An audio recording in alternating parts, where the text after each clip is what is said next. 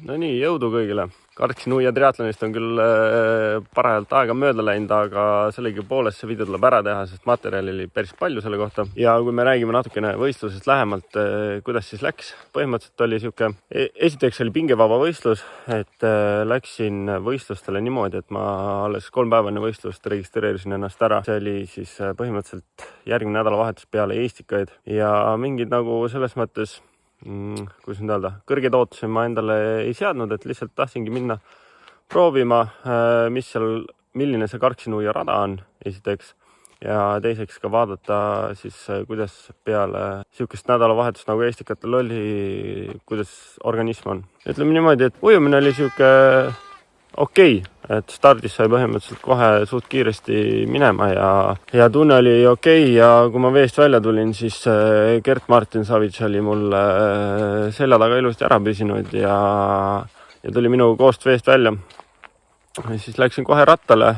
Rattas oli kohe seal Karksi-Nuias on vahetusal ära ja siis on põhimõtteliselt siuke jaa tõus läheb kohe üles ja siis ülejäänud oli siuke lainetav maastik ja no ütleme niimoodi, seal tagasipöörde poole sõites oli asfalt kohati ikka päris konarlik niimoodi, et mul oli tunne, et lenks tahab mul sülle tulla ja kruvidest lahti tulla, sest ta ikka kõvasti raputas.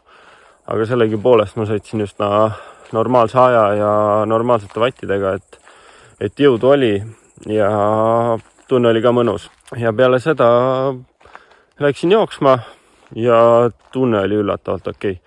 Jooksin enda kohta väga normaalselt ja hea tempoga, et arvestades, mis mind Eestikatel nagu piinas oli just see kõhuvalu, aga sellel Karksi-Nuia võistlusel seda ei tekkinud ja ei tulnud ja mul oli väga mõnus joosta, et lõpuks siis tegin selle 57 minuti ja mingid sekundid peale selle sprindidistantsi seal Karksi-Nuias ja alles järgmine oli 5 minutit peale mind finišeeris, nii et selles mõttes mul oli tagant üsna safe ja sain enda võistlust teha ja enda sooritust teha, et see mulle väga meeldis.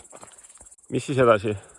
Põhimõtteliselt täna tegin, hommikul käisin Viitnal ujumas ja õhtul tegin staadioni treeningu ja homme õhtul on idee siis sõita Saksamaale Münchenisse kohale ja vaadata ja natukene ka riskida sellega, et äkki ma saan Euroopa meistrivõistlustel peale.